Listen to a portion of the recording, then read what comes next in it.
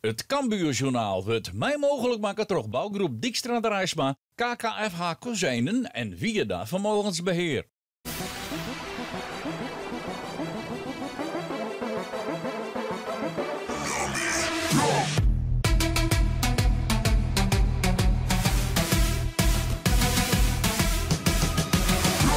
Welkom bij een nieuw Cambuurjournaal.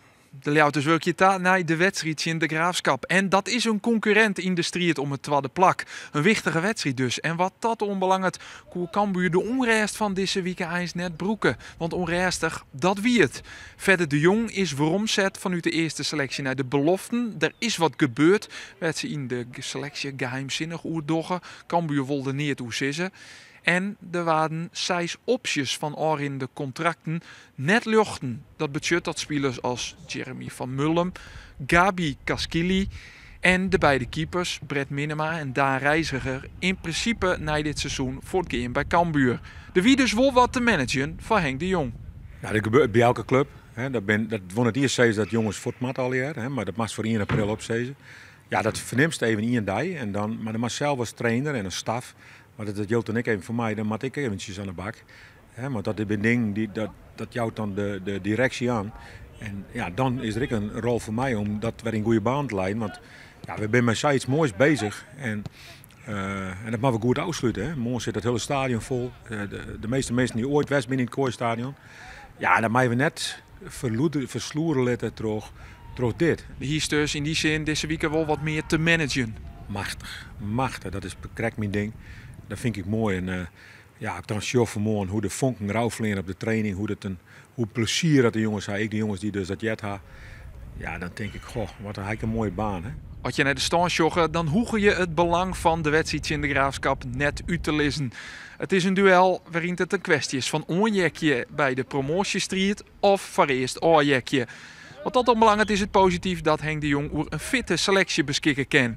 Alhoewel fit, Jerry Hilterman, de spits, is fit om te spelen.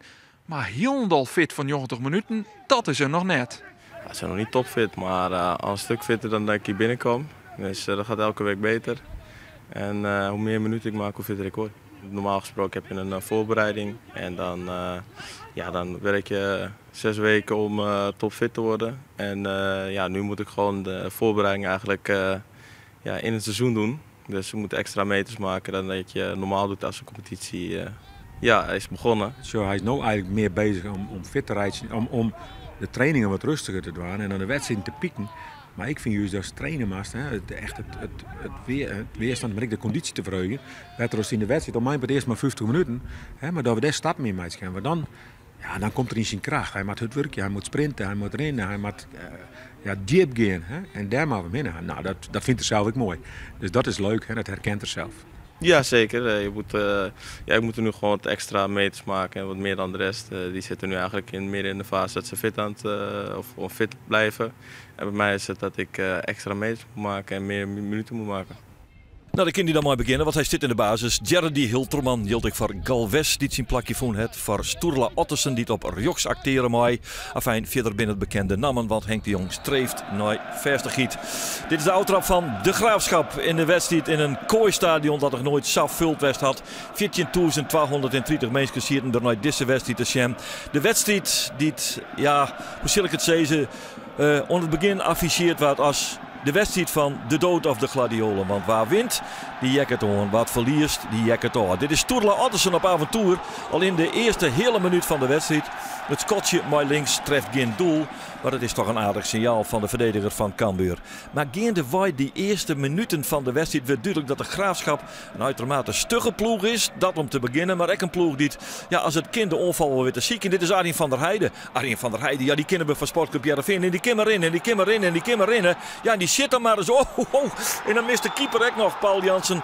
En dan is het Arjen van der Heijden die in de 11e minuut de Graafschap op een 1-0 vastsprong zet. Jongens. Hij komt erin blijven. Dit fanatieke gedeelte van het stadion, dat binnen de Graafschapsupporters echt uitverkocht het vak. En die zorgen hier goed hard held. Arjen van der Heijden, maar links uithelt. En de 1-0 op het scorebord brengt voor de Graafschap. En dat is toch even een tikje voor Cambuur. Dat herpakken moet. En dat gaande wij de minuten die ernaar komen toch door. Hoewel, er is eerst nog wel eventjes wat oors te melden. Want dan is hier de onval onder de rechterkant van de Graafschap. Komt die bal voor en is het Niemeyer. Maar een puntje van de Skoeg die hem krijgt net Raitje kan. Ja, hier liep een goede 2-0 wijze kinderen van de Graafschap. Maar hij heeft echt een probleem. Hier is er het balverlies op het middenveld. De Graafschap die eruit komt. De voorzet die het komt. Niemeyer die het var van Mullum komt. En de bal krijgt net lekker Raitje kan. En zo bleef het 1-0 en komt Cambuur toch wij de wedstrijd er wat beter in. Dit is Pauwels, prachtige actie van Pauwels. Dan het stekpaasje op Hilterman. Jawel, Jeremy Hilterman. Hij moest rennen, hij moest draven, hij moest minuten maken, maar hij moet vooral scoren. Jeremy Hilterman, doch dat hier op. Het is een prachtige paas van Pauwels. Nee, boetespul is het absoluut net. Dus dit ging gewoon terug. En dan is der Hilterman, maar de jochter maakt het er keurig aan. En zo wordt het 1-1 en is Cambuur weer bij de Graafschap. Bij dat doelpunt van Jeremy Hilterman. Hij is er blij mee en terecht. En zo ontwikkelt hem een strijd tussen twee ploegen die het echt van mij doen in de top van de eerste divisie. Ja, en dan kan het ook achter alle kanten nu. Dit is Henk de Jong. Hij wie ooit ook trainer van de Graafschap. Aan de andere kant stier Marinus Dijkhuizen. Hij wie ooit speelder en trainer van Cambuur. Dus ziet er in deze wedstrijd ook al hier nog dwarsverbanden. Maar waar pakt de winst? Dat is de vraag. We zitten in de tweede helft. Maar een goede ingreep ter in de verdediging van Cambuur. Bal komt bij Diemers. Ja, kort kappen. Dat kan hij heel goed. Hup, draaien. Het lijkt het wel een ballet doen. Ze rest doet hij fantastisch. Brengt de bal dan aan de linkerkant bij Galvez. Verderop staat Pauwels. Die krijgt die bal aanspelen. Prachtige paas. Voorzet van Pauwels in der. Ja, daar is hij weer. Het goudhaantje. Het goudhaantje van Cambuur. Die het Remco Balk. Hij tikt hem erin. Het is zijn 16e doelpunt. Het applaus is van zijn trainer. Maar wat een heerlijk doelpunt is dit. Galvez met de keurige stekpaas. Het voorzetje wordt nog wel even van richting verloren van Pauwels. En dan is der, ja, hij weer Remco Balk die bal in de goal weer te krijgen. Mooie slidingje. En zo is het 2-1 voor Cambuur. En dan ben je dus bleed in dat Majek. Dan wordt er bier gooid. Dat mag net. Dus wordt die wedstrijd stilline. Komen er waskoringen. Kiersjochter die er nog een keer uitleidt. Maar goed, de koe verder voor het ballen worden. En zo komen we in het laatste kwartier van deze wedstrijd. En dan wordt er wisselen. Aan de kant van de Graafschap komt Sarinen erin. Komt Warmerdam erin. Komt Seuntjes erin. Dan weet je, dat zijn normaal gesproken basisspelers. Maar horen we de Graafschap git mooi klam op ziek naar de linkerkant. En naar de liekmaker. En van de linkerkant komt hier die liekmaker die ik bedoel. Want het is uiteindelijk een kopbal van Niemeyer die er dan vol ingeert. En dan is het op een nij die keeper van Cambuur. Jansen die er net helemaal lekker uit zit. Ja, die bal die gaat naar links. Komt keurig voor. Soeren die wordt stilitten, toch Niemeyer. Die komt er heen boven dit keeper hier misschien ook nog wat dwang kennen. Maar dan is het 2-2 tussen Cambuur en de Graafschap. Dat is balen. Nou, let even op. Je gaat Mark Diemers eruit. En waar komt erin? Dat is nou eventjes de vraag. Daar hebben we Michael de Leeuw. Nou is het seconden tellen. Want dat is belangrijk. Want de Leeuw zou werkelijk een haatrol beginnen te spelen in deze wedstrijd. Ogenblikkelijk wordt de Cambuur onval opzet. Aan de linkerkant is het hier Pauwels. Maar de bal onder de voet. Pauwels komt naar links. En shit maar eens. Keeper had hem net lekker in. Ja! Daar zit hij. 28 hier is hij. Michael de Leeuw. Amper 20 seconden in het veld. En hij tikt hem in de goal in de slotfase van de wedstrijd. Wat een blijdschap. Bij spelers, bij publiek. Ze staan op de banken. Hij baalt natuurlijk die keeper Wiegers van de Graafschap. Want die weet, deze hier beter pareren moeten of klem pakken moeten. Want dit schot van Pauwels is eigenlijk helemaal net zo'n verschrikkelijke hut. Maar hij docht het prima. En dan is het er. Ja, een geweldige reactie van de Leeuw. Het is een echte spitse goaltje van deze man. Die het al zo vaak stadions in vuur en vlam zet en had mooi beslissende treffers. En hij docht het nou weg. Want beslissend is de treffer. De vlaggenkin in topjer. Want de Graafschap beziekert het nog wel. Maar de Sil, behoudens dit wat... hoe zullen we het zeggen, chaotische momentje inbrengen. Nog een keer inbrengen. Voortkoppen. Weer inbrengen, shitten en jawel, de keeper. En dan weet je het, hè. Dan weet je het gewoon. Cambuur die zullen het pakken. En dan pakken ze 3 belangrijke punten. Want ter is de bevrijdende lach van de matchwinner. Michael de Leeuw. Hij zorgt ervoor dat het 3-12 wordt. Hij zorgt ervoor dat Cambuur de punten pakt. Die 3 punten die het voorhouden, zou ongelooflijk als belangrijk kwalificeren binnen. Toch trainer Henk de Jong, ze zijn binnen. Ik zou gewoon nu 3 punten. Zodat we dichter bij de na-competitie komen. Dat is voor u heel belangrijk. Ja, de wist van tevoren dat dit een hele moeilijke wedstrijd wordt. Hè. Ze gaan een team opstellen wat heel stug is. Ja, we hebben toch wat moeite met voetbal. En Vooral tot het centrum. Hè. Op een gegeven moment ik aan je, we moeten door de ziet kon. Was het hem echt, Michael? Je eerste balcontact, gelijk een doelpunt? Ja, hij lag er snel in, hè?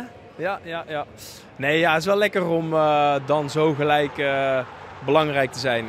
Ik zei net ook al tegen meerdere mensen, weet je... Je voetbalt, ik heb altijd gevoetbald om een stadion tot ontploffing te brengen. En dat is me wel aardig vaak gelukt in mijn carrière. En zeker ook op belangrijke momenten. De laatste jaren iets minder. Maar goed, dit was wel een belangrijk moment. Zijn meidje, een minuut of 10 voor 10 te 2, maar Niemeyer. Dan inderdaad Jekke Diemers hoor, dan Matt Ottersen hoor. Zit dan op een soort kantelpunt van, misschien is een puntje het heegst helbere? Nee, had ik net een seconde in zitten. Gewoon aanvallend wisselen. Omdat ik vond dat we juist volle terugzakken. En de tweede bal verlenden, soms voor jou man van huis en hier van hun. En zij gingen me vertrouwen. Dat krijg ik gewoon. Maar daarom heb ik gezegd, vooruit hebben we zijn. Vooruit. En net terug. Nou, dat hebben we goed in. Dit was gewoon een hele belangrijke om te winnen. Wij wisten ook, de verliezer haakt gewoon min of meer af. Want dan wordt het gat te groot. En vandaar dat het wel extra lekker is dat wij met 3 punten staan. En die tellen we erbij op. Volendam is de nummer 1, Zonnezegde 31, Excelsior de nummer 2, 59 32, ADO Den Haag speelt nog in Dordrecht 58 31, Cambuur 58, maar dan nu 22 wedstrijden. Dordrecht doch naar mooi de Graafschap Jekket wat door. Vitesse nog altijd onderaan, maar 8 punten uit 22 wedstrijden. Door die mooie overwinning bleef Cambuur meidwaan in de promotiestrijd. De volgende wedstrijd is weer een dregen uit Tjen FC Emmen onkomende vreed. Wat betekent dat wij er sneuwen binnen bij een nieuw Cambuur journaal. Dan.